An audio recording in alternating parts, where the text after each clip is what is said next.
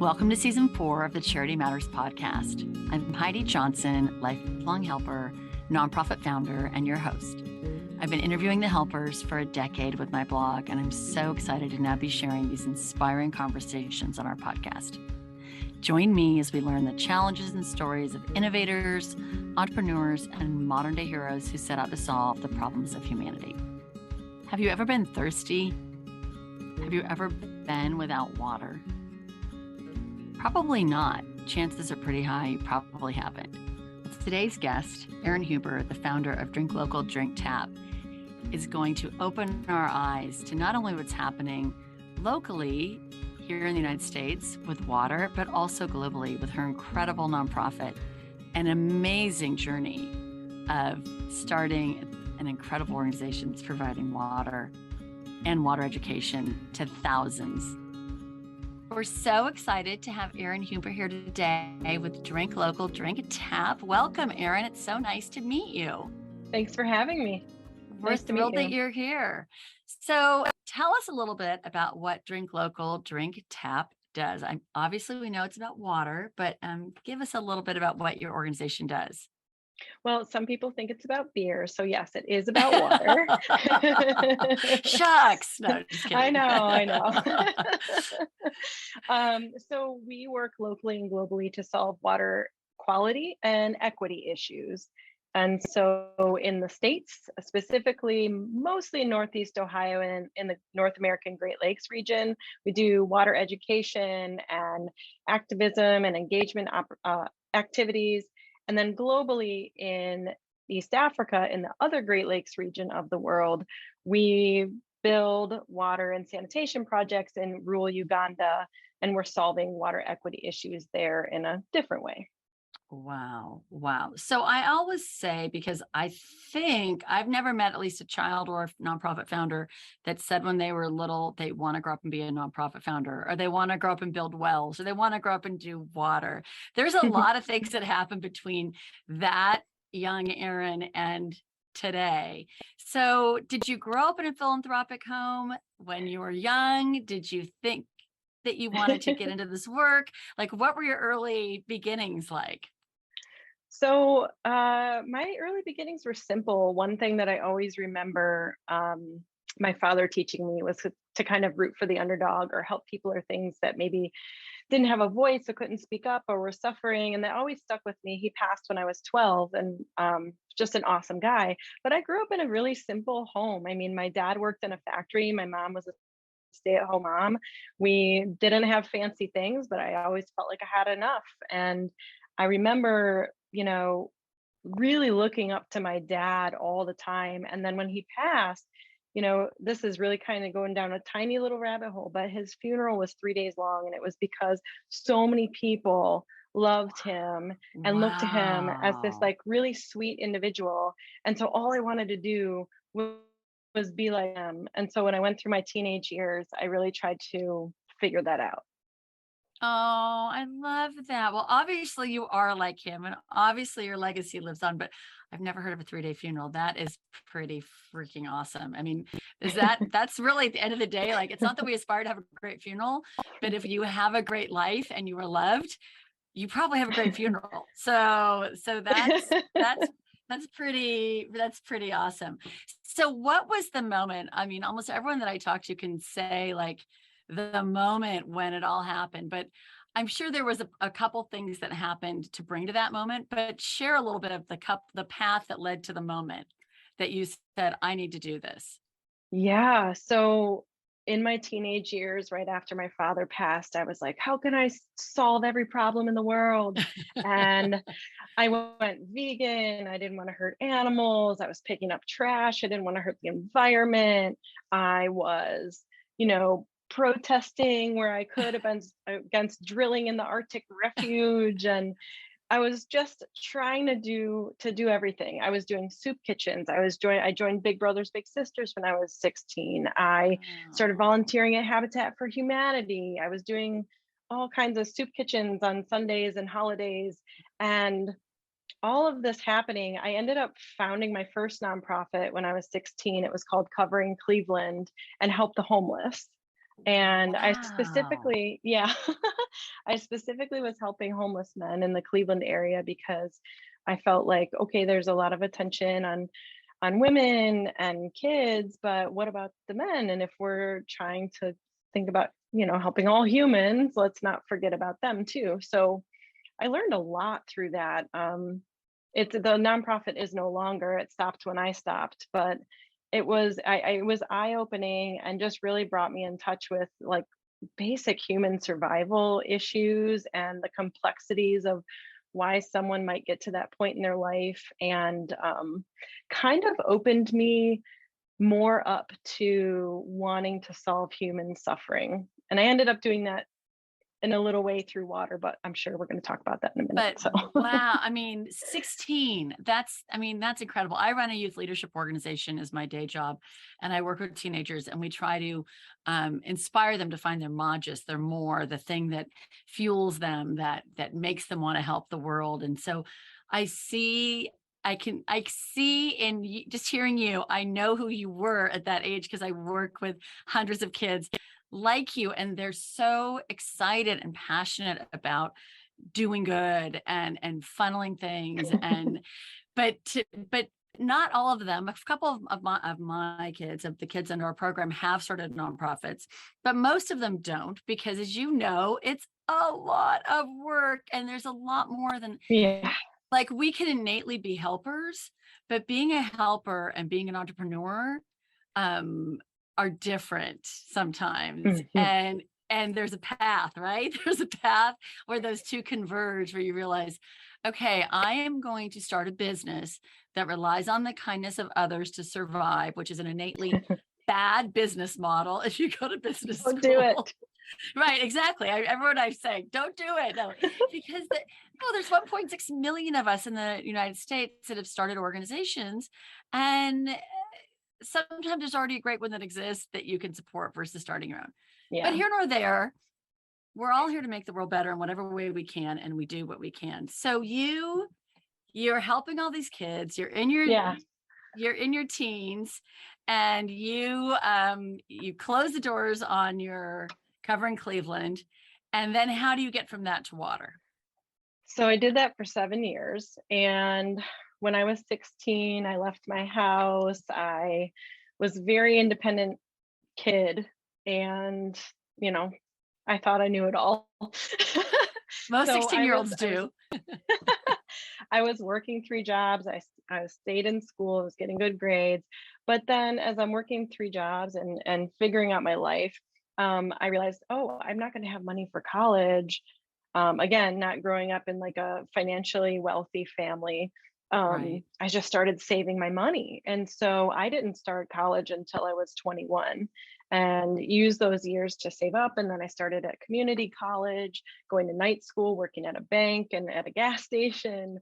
And then Good for you. finally, um, did as much as I could there. And then I transferred to Cleveland State University. And this is really where things started to happen. So I'm happy to continue if Yeah, that's okay. go, Okay. go. I'm fascinated. I'm on the So, edge of my seat here. so by the time I reached Cleveland State, that's when I kind of closed out covering Cleveland.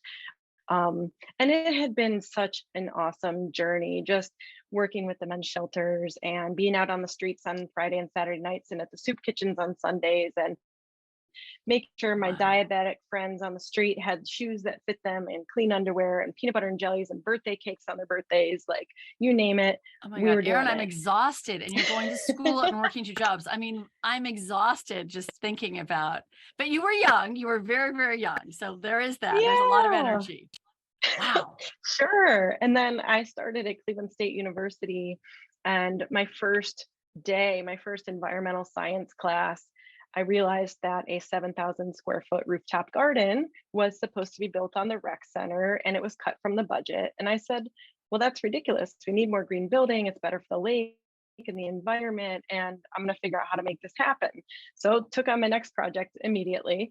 And a new friend of mine, and I ended up, with the help of CSU and others, raising $500,000 2 years later and building this rooftop garden that got named after us.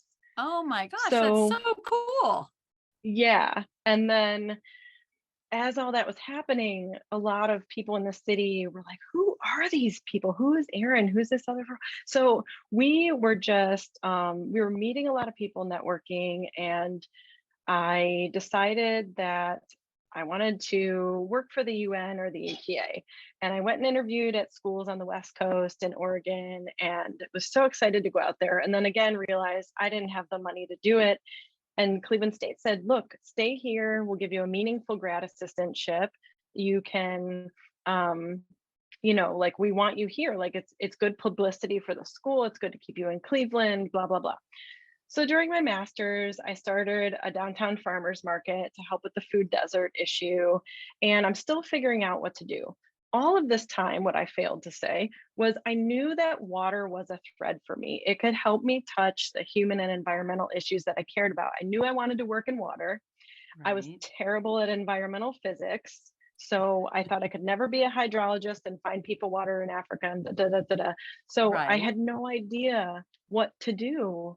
I'm like, oh yeah, I'll work for the UN. Well, it doesn't work like that. But anyways, my first week of grad school, I went to this Sustainable Cleveland Summit, and a bunch of people got together and decided we wanted to solve all the issues of the Great Lakes. And right away, 60 people after this summit in this water group ended up going down to 10. And then the 10 of us came up with this Drink Local, Drink Tap campaign. We said, we can't solve all the issues of our Great Lakes, but we can maybe get people not to use single-use plastic through, drinking out of plastic bottles. So we started this campaign, which accidentally became our name, and I started an NGO that is now an international NGO. Oh my God. And that was in And 1998. no, gosh, this was in 2010. Okay. Wow. Yes. So in 2010, I was 30. Yeah. So I just turned 40. Happy birthday. You're still a baby. You're still a baby. So you gather all your friends, but you're getting your master's in college and you're still launching a nonprofit and working and Yeah. putting yourself through school. Yeah. Wow. Wow, wow, wow, wow. I put myself through school and I worked full time Monday, Wednesday, Friday, Saturday, Sunday. I went to school 8 a.m. to 8 p.m. Tuesday, Thursday, putting myself through school. But there was no time for anything else. So how you did that is like I'm in awe. I am in awe, Erin. Totally in awe of you. That's really incredible. Really incredible. Thank you. Oh my Thanks. God. Wow. So once the 10 of you kind of start going, was your mission initially to just kind of stop using plastic bottles and promoting, drinking fountains, which are, by the way, especially in Los Angeles where I live, a dying thing, right? Drinking fountains are not something that we see so Yeah. much anymore, right? We're Yeah. s- we're seeing bottle stations a little bit more, but Sure. we're not really seeing drinking fountains like we used to. So what was your initial when you were starting? Were you trying to do the whole globe or were you just thinking we're just going to help Cleveland and cut down, plastic use? So it all happened really fast. And I have this, if you see me talking with my hands, this is kind of how my brain looks too, where Sorry for everyone I, listening, but I'm watching her with her hands and you guys can't see it. It's a there's a podcast. lot, there's a lot. So there's a lot happening all the time. Um, I have a really hard time thinking about anything in a silo. I see everything connected. I think about the complexities of how not only nature, but us and everything is connected. And so when I think about water, I can't just think about this glass of water. I think about where it came from and how it's connected to everything else. So I never saw myself just working locally. I always saw myself working locally and globally. I had no clue how that was going to happen. I thought back in the day, maybe the UN, but Right. it didn't work out that way. And that's completely fine. So in 2010, this all happens really fast. We started this Drink Local, Drink Tap campaign to help people reduce single use plastic use in their life. Right away, we said, oh my gosh, we need to do more. There are a lot of people who don't drink bottled water. What else can we do quick? And we realized that our urban beach here in Cleveland on Lake Erie was just polluted with plastic and trash everywhere. So we started doing beach cleanups and we adopted the park. To this day, we've picked up over 13,000 pounds of trash, 500,000 pieces of trash from that beach. Wow. Yeah. Wow. Immediately after we started picking up the beaches, we had this campaign going on. Mind you, we're just a bunch of like basically volunteers at this point. Right. So we're moving forward and we say, well, let's make a documentary about bottled water and tap water. So we did that to educate people. And then teachers and parents started asking me to come to classrooms and talk about what we were doing and how kids could make a difference. I said, no, no problem, I'm there. So I started doing that, but I tied in the global water crisis because I said, look, we have 20% of the whole world's fresh surface water right in our backyard, and we're not taking care of it. Yet people in Africa are wasting 40 billion hours a year hauling water that's dirty and makes them Wow. sick. Right. So we got Wow. to take care of what we have. We're living on this gold mine. Let's take care of it. But let's also like help others. But I didn't know how to help others yet, right? How to Right. solve Right. The that global pieces of the piece. puzzle are coming together. Right. Right.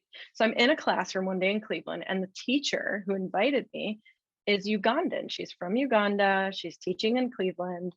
And she's saying her kids are writing letters back and forth to kids here saying to have no shoes, no clothes, no books, no parents, no water. And I'm like, no water? I'm going to figure out how to help. And so immediately I get on the phone with Africa and UNICEF and these big organizations. The next day I'm calling their New York offices like, hey, y'all, how do I bring 700 people in rural Uganda water because they need it and they're missing school and they're dying? And rightfully Mm, so, okay. they kind of Wow. they kind of like laughed at me. Right. Well, because that's wow. And I mean, and here we talk about the power of one. Yeah. Well, there's power there, Erin. There's some power right there. Wow. Like that makes me speechless. That's fantastic, but it like blows my mind at the same time. And anyone's listening is probably like, oh my God. Wow. Yeah. Let me just fix this country. I got this. It's just a phone call away. Yeah. No problem. No problem. I got it. Wow. Okay. So Yeah, what did they say? Did they hang up or did they? basically, yeah, they're like, honey, this project is too small. Good luck. See you Right. later. And I said, these kids matter. It is not too small. Every single one of them has a name. They have dreams of what they want to be when they grow up. I'm going to figure this out. And so I go to have drinks with a girlfriend of mine that night, and I am on fire. I'm like, I want to help these kids. I don't know what to do. This is wrong. They should have water and they matter. And she's a travel photojournalist and she's been to over 100 countries. And she said, let's go and let's learn and let's figure out how to help. And I said, you could just go to Africa? Well, back then you could. It was a lot easier than it is today, So but yeah. I was like, hello, wait, all this is like coming together. Are you serious?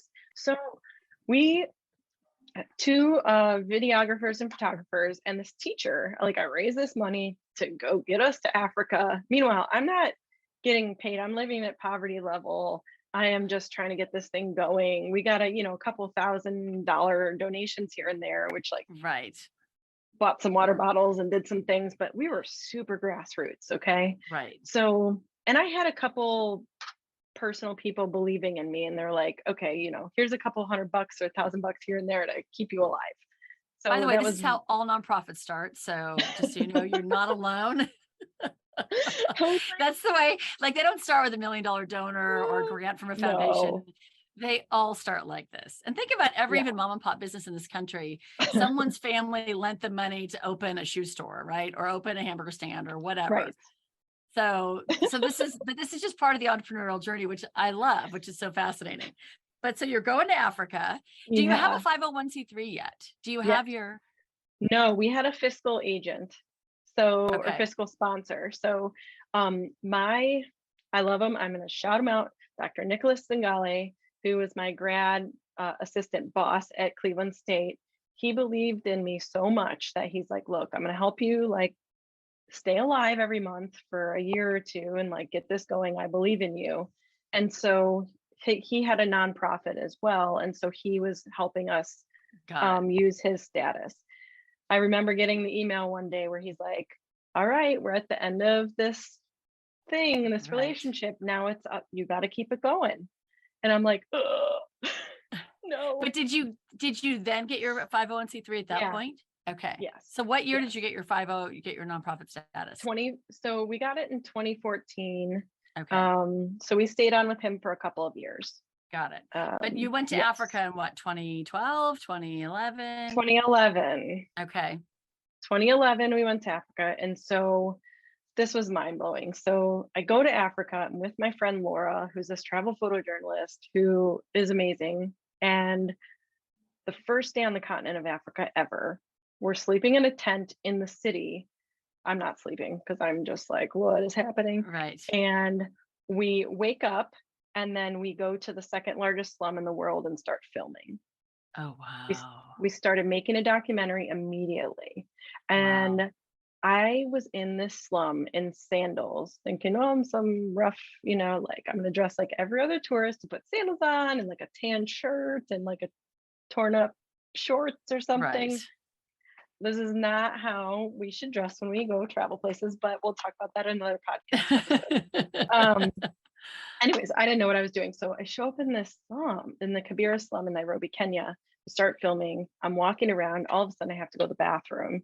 And I'm like, hey, where can I go? Oh, yeah. And they're Yeah. like, Anywhere. I don't know. Right. And then I never wore sandals I was, again. I was going to say sandals. I knew already that was a bad call. I could have called that one out. And I haven't been to Africa yet, but my husband has, but I could tell, I know sandals are a bad call. What was I thinking? Yeah. And I'm telling you, I cried after that night. I Oh, cried the entire night. I remember Laura and I sitting in our tent. She's like helping me clean my feet. We're crying about everything that we saw and like no. just like 1 million people living in a crowded, dirty place, barely have enough to survive day to day. And you're just like, how did we let this happen? Right. Right. That, I mean, I can't even comprehend. I've had a couple people say, do you want to come to India? And I'm like, yes, but I don't know that I could do it. Like, I don't know that I Mhm. have, I don't know that my heart could take it. I just don't, I mean, yeah. Anyway, there's another story there too about my grandmother Yeah. buying an orphanage when she went to India, but that's a whole other Oh, podcast geez. episode too. She didn't mean to buy one, but she was so like torn up by what she saw. She gave a donation and she ended up buying an orphanage. Yeah, she ended up buying an orphanage. Oh She my goodness. she was 89. She went looking for Mother Teresa. She and her girlfriend. They didn't find her, but they Oh, both bought orphanages in the process. oh my Yeah, goodness. I Oh know. my goodness. Anyway, I digress. So you're in Africa, and what now? Tell me about the water. So you leave the slum, and Yeah. We leave the slum, we go through Kenya, Tanzania, Zanzibar, and we finally make it to this village in Uganda where these kids were writing letters to kids in right, Cleveland. right, And I got up early, 5 a.m., to walk for water with all of them. And again, just my mind was blown and I was in tears. And we're making a documentary. This is our second documentary we're making the whole time as we're learning. So it's all super right, genuine, fresh stuff. right, And what I kept hearing all throughout East Africa was when people had a broken down toilet or water project or whatever it might be, or no water at all, I said, well, what's going on? And when outside people specifically had come in to help, they hadn't asked what the community priorities were, if they wanted water, if so, what kind of system they could manage. They weren't involved in any of these processes. It was a very, and it's a term that we use a lot in the sector. I'm not sure if it's okay here. You can bleep it out, but it's like the white savior complex. right. And Or oh, ethnocentric. It's I mean, it would be sure. ethnocentric. I mean, and it's kind of the same thing. Like, you think that your environment, your ways are the right ways for another culture, and Yeah. people know how to take care of themselves to a point. I mean, Hmm. obviously people in Uganda probably in those villages might not have known about the technology that we had, or might not have known about the resources, different ways to do things, but it doesn't mean that they shouldn't be part of their own community solution. Hmm. Well, and it's not much different from community development here either in the States, right? If the Right. community isn't genuinely involved, you're not just ticking a box and having a community meeting, but if they're not genuinely involved and you're not genuinely interested in what they have to say, it's not going to work. And so that was the number one problem I heard from communities. especially elders who had seen this happen time and time again. And then the second thing was poor quality work, poor quality materials, and no monitoring at all of projects. So, you quote unquote give somebody something and then you just walk away, but someone's going to have a question and you're not actually building a long term relationship. So, fast forward to now, from the very beginning, we have a monitoring program. We have a long community, engagement relationship building process and needs assessments. And we have a lot of stuff that we've built into our Uganda side of what we do to make sure that we have a 100% success rate, because 80% of water and sanitation projects in the world fail permanently in the first 2 years. So, wow. Wow. That's a pretty high failure rate. I was going to ask you about your challenges, but I think you already gave me the challenges. I mean, and by the way, there's so many challenges in starting a nonprofit. Like, we could go on and on and on. That could be a whole episode on its own. But I mean, what fuels you? I always say, and this is I say this in almost every episode, and it's not a water reference, but I always say the bucket is heavy. It's the reference Yeah. I use with when we as founders, at the end of the day, it's our bucket to carry, and as many people as we have in our who hold us up, and not one nonprofit founder I've ever interviewed, and I've interviewed hundreds over the past decade, has ever said, "Oh, I did this by myself." We all know there's so many people in our village and our path that helped in the community to help build this, because that's what a nonprofit is. It's community. But the bucket's ours. So when the bucket's heavy, when you're putting yourself through school, when you're going, to Uganda, when you're exhausted and tired, you have no money, you're couch surfing, and you think, how do I go on? What fuels you to keep doing this? Yeah. So I think two things. So with our local work, what I've loved seeing our Wave Maker program with youth grow over time. I was going to mention this earlier. So I mean, just building curriculum to support teachers, hiring educators on our staff to be in classrooms teaching, Zooming while I'm in Africa drilling a well. I'm not really doing it anymore. I have an awesome team there, but explaining the drilling process, showing them the village, having the kids talk to each other. That is awesome. And then we just published this book for teens to help them make an action plan to impact the problem they care about. Oh, I So love that. creating, Tell us. Well, you can creating. tell us at the end of the episode what Oh yeah. we'll get the big plug in on about the book. But I love that, making waves for teens. I love that. So creating curriculum that helps this go on and on. That Yeah, fuels helping it you. And spread, right? Seeing the light bulbs go off. And I don't get to see it anymore, right? Because I'm not the one in the classroom, but right. it's exciting to hear about it, to hear the stories, and to celebrate those young people who are now turning into leaders. And on the Uganda side of our work, just waking up every day knowing that our projects are supplying 40,000 people with clean water every day and 16,000 people have toilets is Wow. just, it keeps me going. I have a goal of helping 100,000 people with water and sanitation by 2030. And I told my Wow. board 2025 and they told me 2030. So we'll see what happens. Wow, Erin, that is amazing. I mean, that's pretty incredible, because I have like a love-hate relationship with impact and nonprofits, because we sing for our supper. We have our investors, people who believe in us, our foundations, our funders, our supporters, our donors. And they want to see return on investment, like any good business. They want to see how many people they help with their money, and they want to know they're betting on the right horse. And they're constantly, I think we're our own worst enemies. I don't think the boards and most people I talk to, it's the founders. We're saying, this year I'm going to help this many, and this year I'm going to help this many.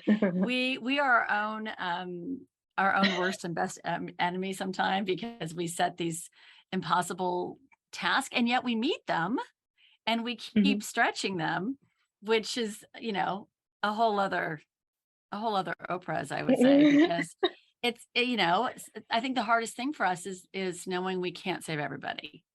Yeah. Yeah. I think it's one of the It's, hardest challenges of our work, because yeah. it's impossible to do that. So if you Yeah. could dream any dream for local drink tap, what would that be? I would love to see our curriculum and or this Make Waves for Change book for teens everywhere in the US. I feel like young people today need an outlet to impact the problems that are so in front of them. It's so different from when I was worried about solving all the world's problems. I needed this book when I was a teen. I can't imagine the pressure and the stress that's on teenagers today. And globally, I would love to see rural water issues in Uganda go away.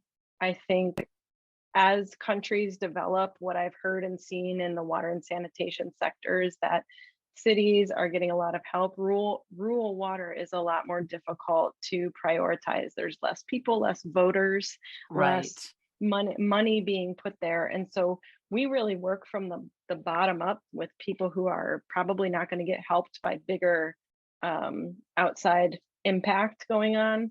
And so Right. I would love to see rural water get the attention it deserves and allow people to stay in their family's land and be productive, healthy citizens of their communities.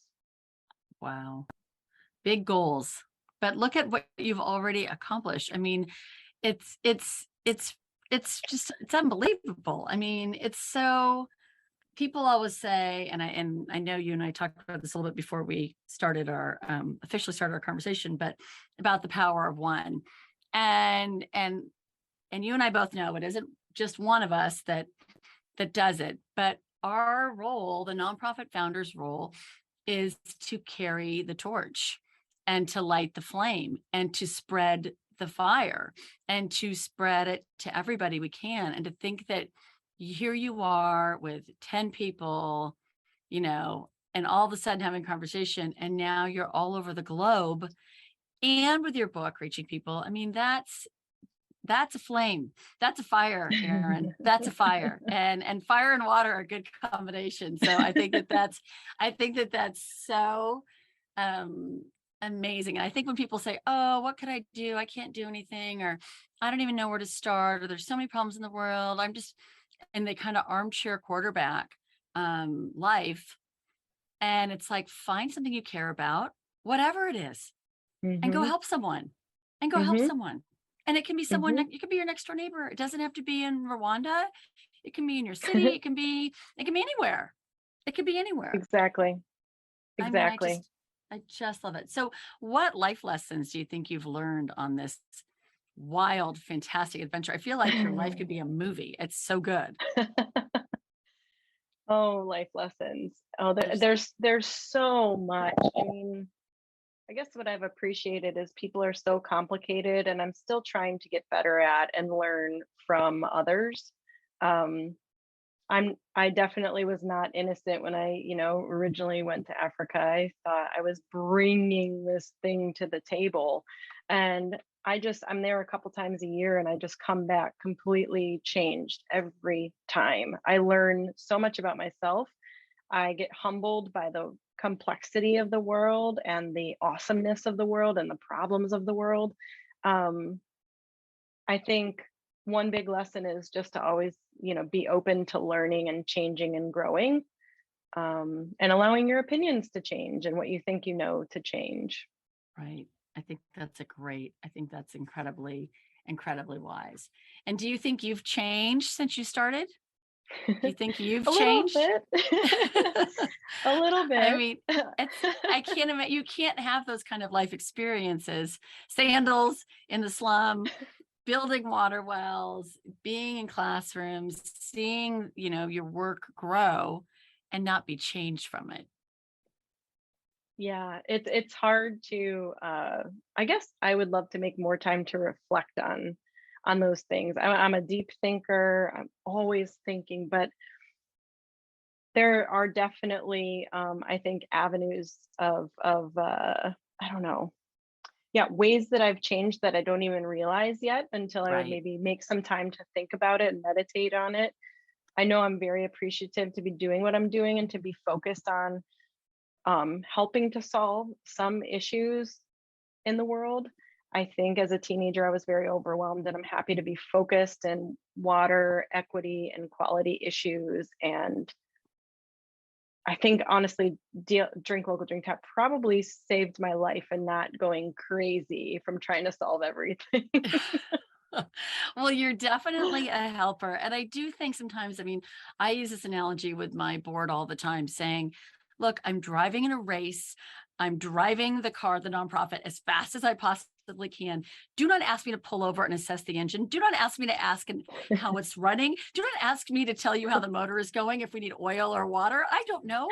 And so, because we're going in such high speed, high velocity all the time, because it's not like we're trying to make more pencils at the pencil factory.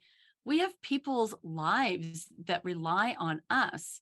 And without us, we go to bed with the backs of those people on our shoulder every night. And Mm, which is why we go at this pace, and which is why we don't always stop and to think about what we've done and how we've grown, how we've changed, and what we've done for the world. It's not that we're like, oh, I did this.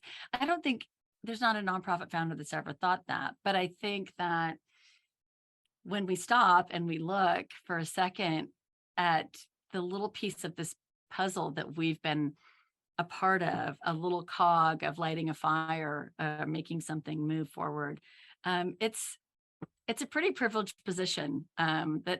that we're lucky. We're really lucky to be able to do the work we do. And I'm in awe of you. I mean, literally, Erin, you blow my mind. I'm absolutely in awe of you. And I'm so excited. I need to hear, especially, I'm going to have you talk to all my um, thousands of high school kids at task with a nonprofit, Yes. or at least they're going to have to buy your book or promote your book. So tell us where we can follow you, support you, donate, tell us about the book, give us the whole spiel. Sure. Well, we're on all of the social media platforms under Drink Local, Drink Tap.